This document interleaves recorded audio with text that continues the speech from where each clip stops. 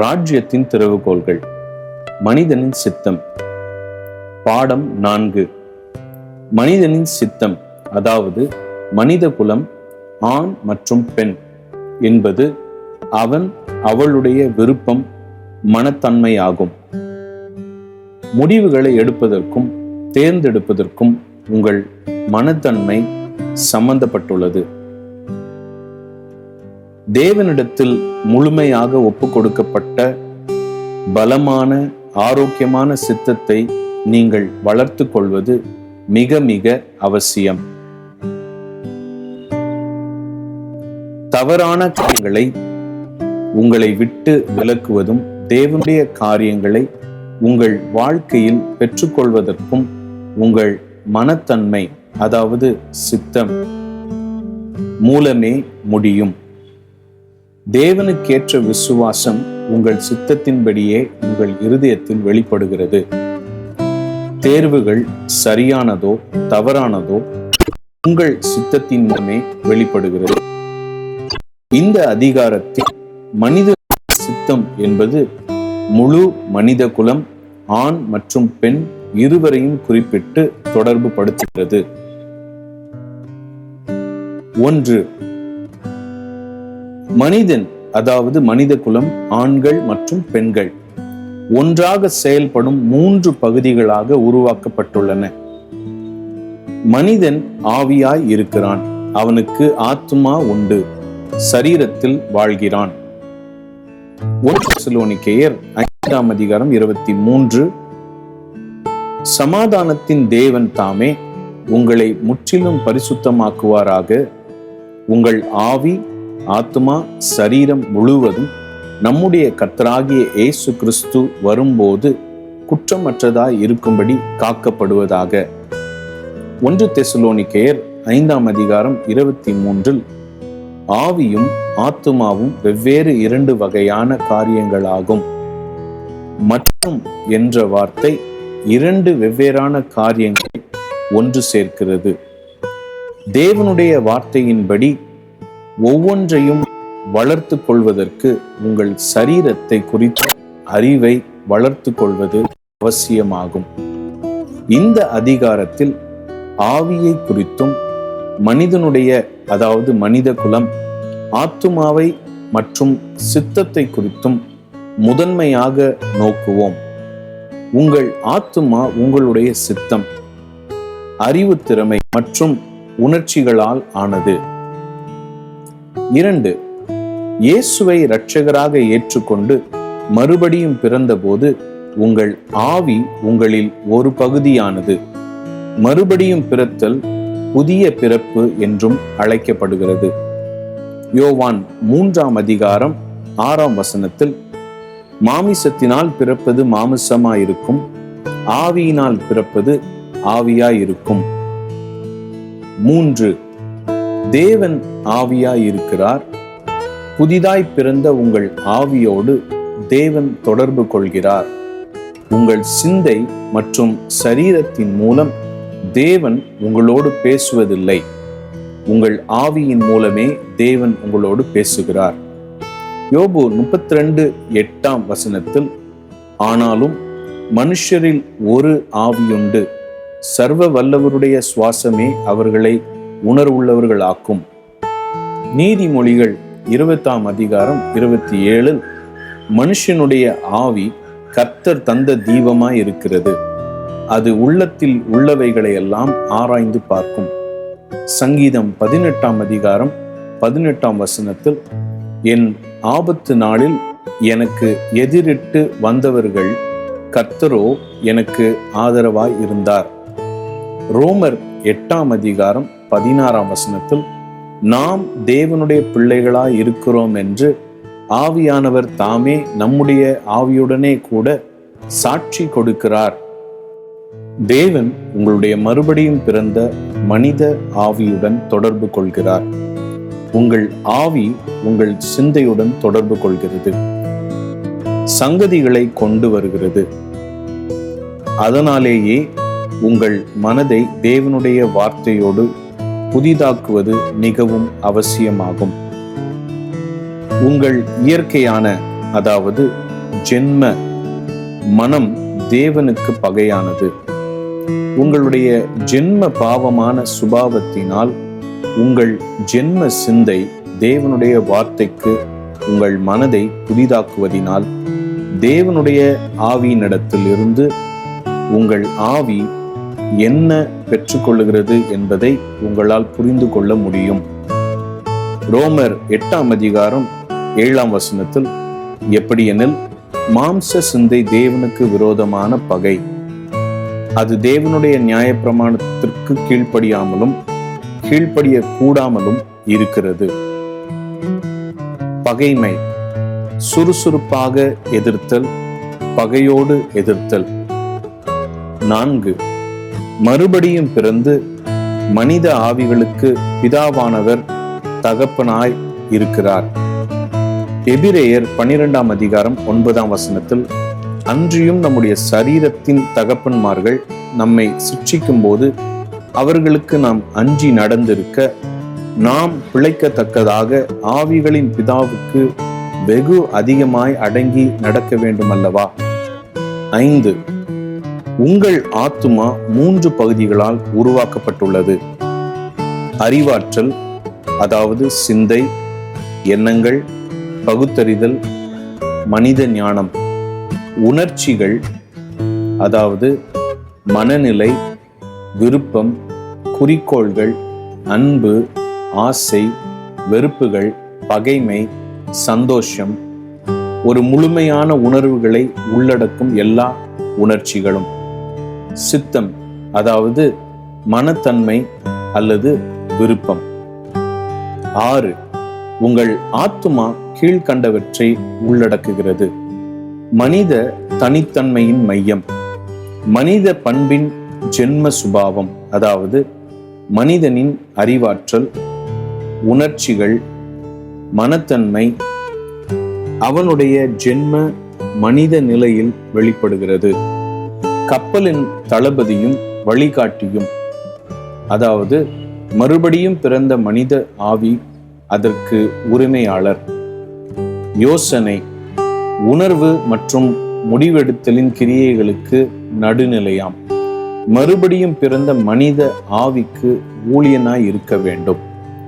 உபயோகமான ஊழியன், ஆனால் கேடு விளைவிக்கும் எஜமான். அதாவது உங்களுடைய மறுபடியும் பிறந்த ஆவி ஒரே ஆவியாய் பரிசுத்த ஆவியின் பொறுப்புடன் இருக்க விரும்புகிறீர்கள். 7. மனிதனின் சித்தத்தை புரிந்து கொள்ளுதல். சித்தம் என்பது ஆத்துமாவின் செயல்பாடாகும். அறிவாற்றல் மற்றும் உணர்வுகளிடமிருந்து உண்மைகளை பெற்று நியாயம் தீர்க்கிறது. தேவன் நம்மை சுதந்திரமான ஒழுக்கமுள்ளவர்களாக உருவாக்கியுள்ளார். மனிதர்களும் சூழ்நிலைகளும் நம்முடைய சித்தத்தில் நெருக்கத்தை விளைவிக்கலாம். ஆனால் அந்த விளைவுகளுக்கு நம்மை ஒப்பு கொடுக்க தேவையில்லை.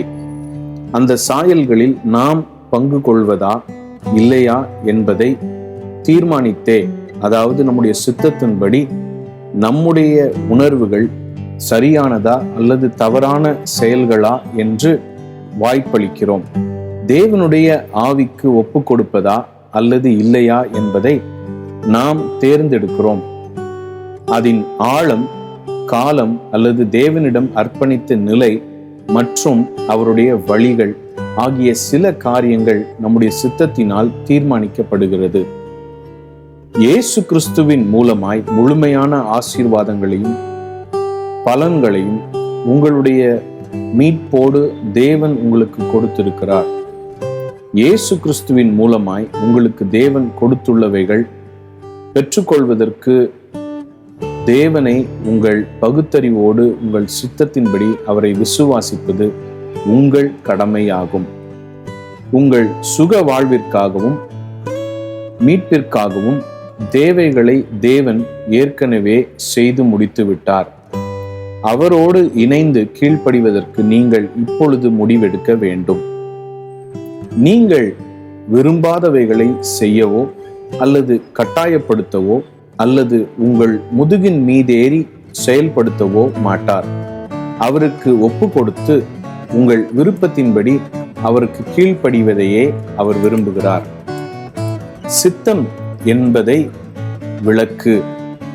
சித்தம் என்பதை விளக்கும் வார்த்தைகளும் சொற்றொடர்களும் தேர்ந்தெடுப்பு, துணிவாற்றல், முடிவு, நோக்கம், தீர்மானம், சுய விருப்பம், தெரிந்தெடுத்தல், விருப்புதல், அடியெடுப்பு, பற்று, சொந்தமாக கூறுதல், மனநிலை, கட்டாயமின்றி, இணக்கம், சொந்த விருப்பம், உன் சொந்த தீர்மானம் சம்பந்தப்பட்டது.